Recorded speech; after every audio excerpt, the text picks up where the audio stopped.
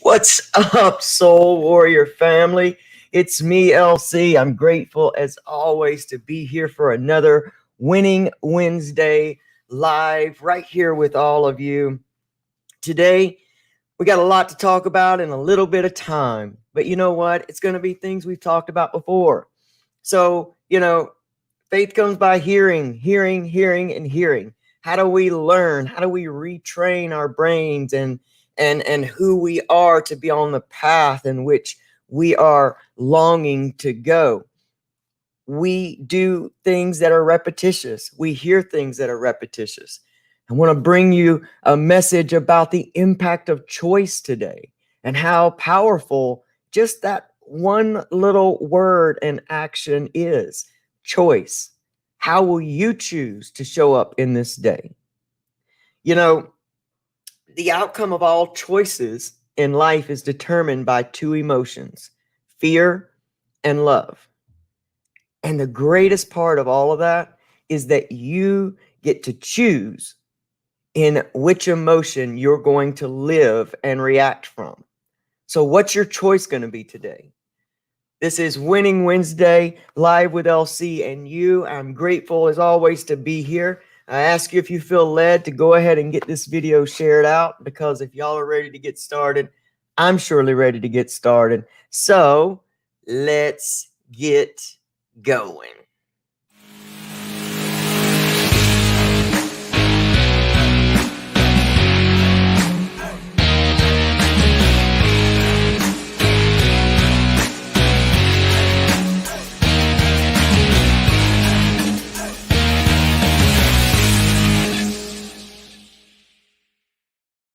Life from the heart is a huge challenge, right? But recovery gives us an amazing option. When we were in active addiction, we chose life from fear. And we don't want to keep living in that and expect that we're going to have the successful recovery that actually lasts. You see, there's a difference between being clean and sober and barely drudging through the day and staying stuck in that same place in life just without your coping skills, without your drugs, alcohol, whatever your addiction issue was. And I say was because I want us to get into the mindset that we're moving away from that. We cannot stay tied to the past and expect to gain the freest future that we possibly can. And when we start to actually look at what helps release us from that, it's the knowledge that every choice is made from two emotions, fear and love. Now we look at fear as being some very negative emotion, some negative happening. And we somehow expect that fear is not going to come. And if it does come, that's a sign for us to change our path or move away or just give in. Of course, everything new that we step into when we have a vision for the way we want our life to be. And if you don't have a vision for the way you want your recovery to be, or who you want to become in your recovery, then that is step one. What do you want out of all this? What's the purpose of doing it all? If you don't know, It's going to be hard to fight the fear of that trigger. It's going to be hard to fight out of that situation that you get into that you're not sure if you can get out of. You got to know your why, and your why comes in your vision. You have to know your must, and your must comes in your vision. What do you want to see for yourself? If you're not in a position to see it for yourself just yet, then what do you want to see for your children? What do you want to see for your community? And let's put away that old voice that's tied to that old limited story that says your voice isn't big enough. You've tried this so many times. You're not going to be able to do this. You're not going to be able to do this recovery with the same mind that you tried it with 100 times before. I knew that when I stepped into recovery work almost 8 years ago. I knew that in order for this to be different, I had to somehow be different. And that meant that I had to do things that I had not done before. It meant that some of the things that I had done before, I had to go in and do with a new mind. Some of the things I was afraid to do, because let's just face it, it is scary to give up this one coping skill, this one coping mechanism, and pick up something that's unknown, right? It is fear.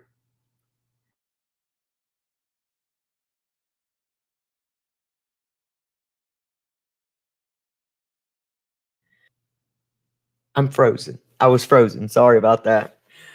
When we're facing fear in our life, the object and the growth does not come in turning around and trying to find a new, less resistant path. It comes in staring that fear in the face and moving through anyway. Saying to that fear, I see you, but you don't know what a badass I am. Tell me a day that you went out in the streets to get what you needed, that you weren't afraid. Every day felt like fear. We were always fearful. Was today the day the cops were going to catch us? Was today the day I wasn't going to be able to outrun the man because I owed him money, but I still need to get what I can get and I only got this much money? Every day you did that. It was just a fear you were used to, and your must and your why were bigger than your fear. You made a choice in that moment of fear. And it was because your vision was clear on what had to happen. I mean, I've done some things. I've robbed a man before. I'm sure there's some folks here that's robbed a man before. You remember how fearful you were in the middle of that? Or that moment when you were going to run out of the bar on that tab because you didn't have the money to pay for it, but your need needed to be met. We think that because it was such a negative time or a negative action that we can't look on those times in our lives and draw courage from it. But we can't. There's no rule that says you can't look at that part of your life. You're supposed to be disgusted about that. We have to look at that part of our life. If we don't, then we are lying to ourselves and we're missing a huge reservoir of courage. You know, often I think about those times in my life and I realize I lived in fear every single solitary day. Fear that I wasn't going to get my needs met, and fear when it was time to go get my needs met. So it's fear. Sometimes we get trapped in that mindset. And when we get trapped in that mindset, we meet everything in our life in that way. We meet everything with fear, and we fall into that place of, I'm such a bad person. I've done so many awful things. I'll never be able to make this right.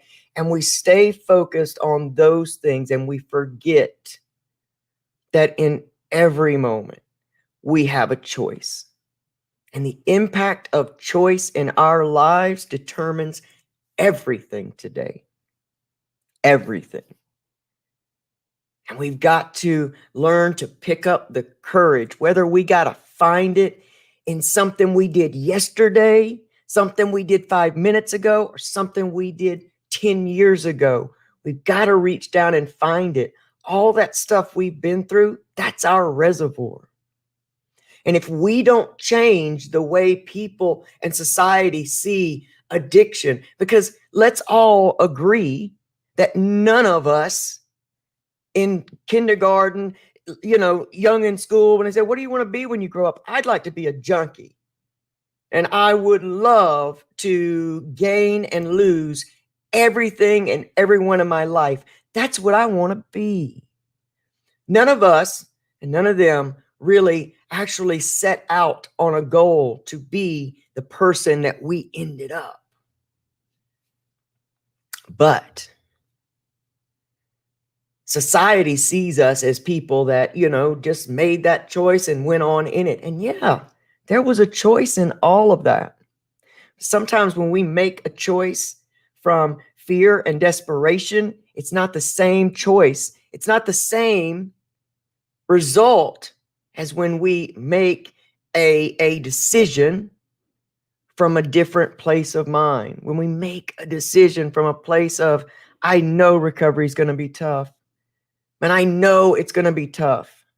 And I know that people outside of me that don't understand what I've been going through and the pain I've been going through in my heart, they're not going to understand why I used. And I can't pay attention to that and let them put me down while I'm trying to step into this new life. I got to step into this anyway because my life depends on it. My children's lives depend on it. My family, my generation. I can break the curse. I can break this loop. I can break this. I don't know how.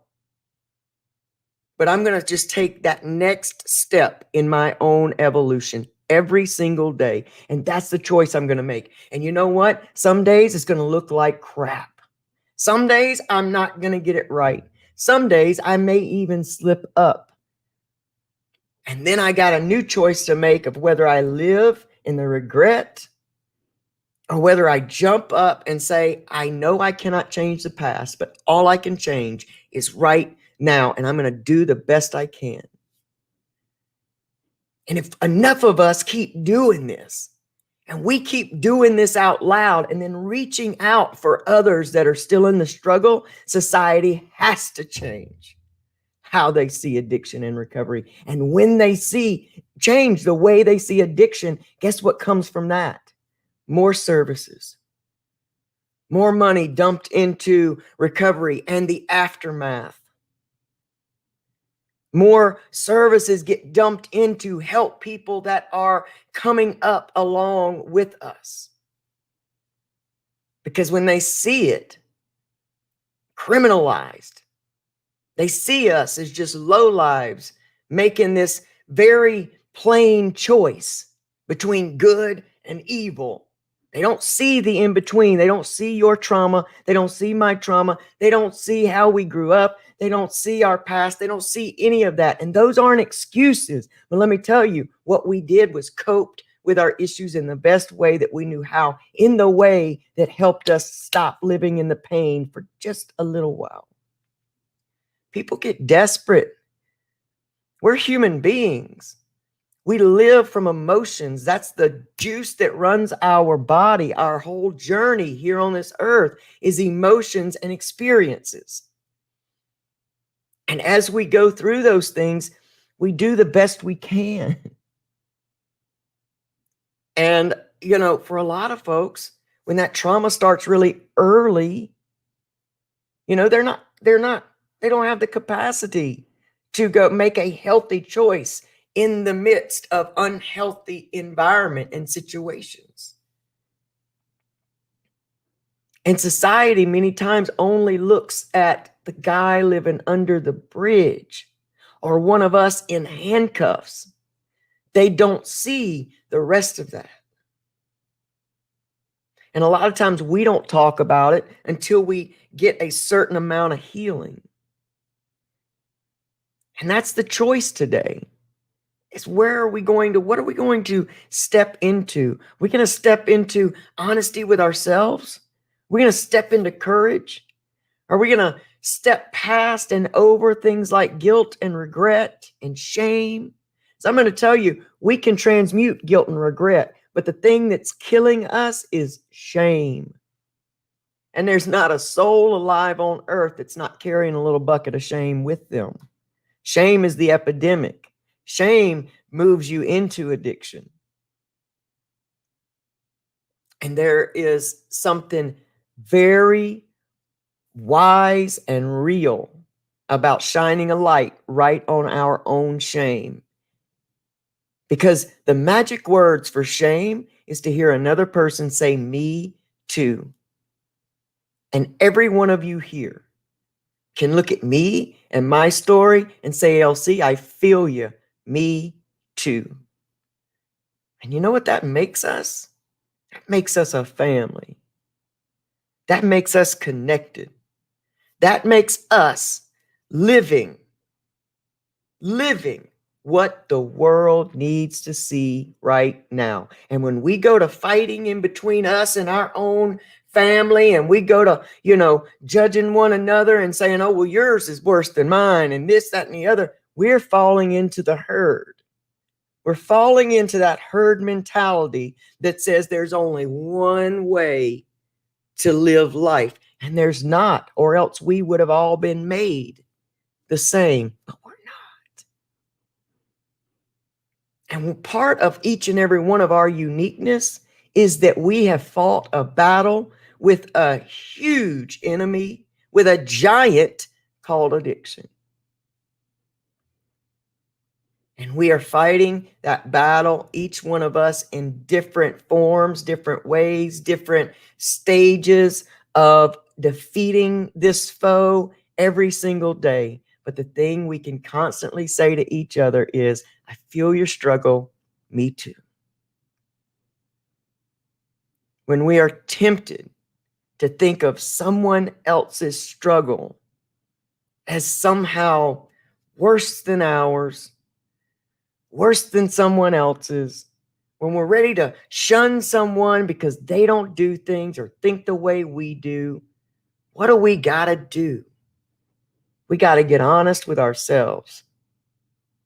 We've all heard that thing from our grandparents or our parents or somebody in society says, when we are pointing a finger, there are three more pointing back at us. And if we all spent a little more time working in our own energy, in our own mess, healing our own pain, we could make drastic differences in the world.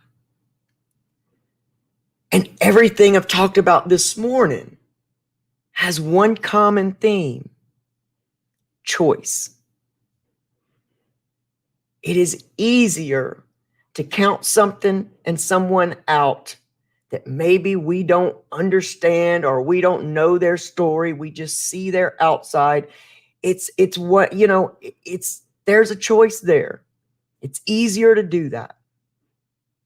Many things we don't understand or people's walk we don't understand, they bring up a level of fear in us. And that fear is asking us a very powerful question. It's asking us, why? Why am I afraid of this? Why am I afraid to step into this? Because there's this time, and here comes another me too. There's this time between active addiction and some steady legs of recovery underneath, that there's really no identity. We don't really know who we are. We're too far away from the active part. We are feeling the need to separate from some of our old friends, separate from some of our old hangouts, but yet we haven't really established where we want to go next, what connections we want to make next, or who we are, or where we're comfortable, or we can't see those things. And that's a very scary place to be in. And it's very fearful. And I know for me, in my past, when I've gotten a little clean time and run back and gotten a little clean time and run back, it was because being in that space was very, very fearful. And sometimes we run back to what we know because it's better than being lonely or without. And we got to learn how to be comfortable in that space between changes. We got to be comfortable with that change. And that's hard to do. But again, the impact of choice is that I'm going to make a determined choice this morning. I'm going to be the best possible version of me. I'm not going to be the best human being I can be. I'm going to be the best possible version of me, because those two statements put different pressure on us in different ways. It's all very subtle. If you want to be the best human being you can be, that comes with a lot of different rules of what you think a good human being is. But if you want to be the best you can be today, that is a little more brought down to exactly where you are and what that means for you. I'm going to look fear in the eye today, in whatever capacity, and I'm going to move through it anyway. If I feel like I'm struggling and one part of me wants to reach out, but the other part of me says, I don't want them to think that I can't handle this. What are you going to do? What will you do? There's so many choices that come in each and every day. And there are just as many that come when we're out there living that life. There's just different choices now. And what will we take? Will we choose to be uncomfortable in our growth? Or will we choose to run back to what we know? Make a choice today to see what's out there for you. Even if you can't really envision it, you know that if you heal those deep roots, the deep roots that keep you running back to escape, there's something magical on the other side of that. Get excited about the unknown today. That unknown you. You know that other guy. You know that other girl. You know that other human. What you don't know yet is what you actually possess and what's in front of you. And get excited today to find out what that is. Choose and determine that you are going to walk towards that regardless of what steps in your way, knowing that every opposition is simply an opportunity to grow you into that spectacular piece of greatness that you already are.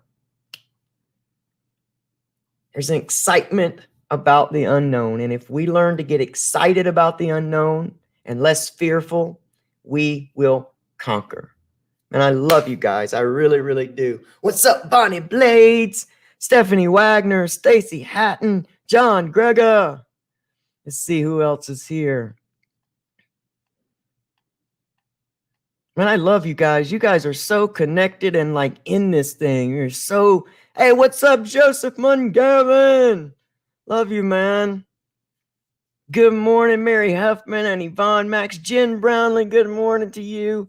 Man, that's all I see. So if that takes care of all of you, good morning and thank you. Have an amazing day. If I didn't say hello to you and you're here, then again, have an amazing, amazing day. StreamYard only shows me so many. But listen, guys, you are absolutely the strongest human beings on the planet. You have the most potential inside of you. You are creative. You are, there's nothing that can stop you. We can take over the world because we all have that kind of determination. We all have that drive.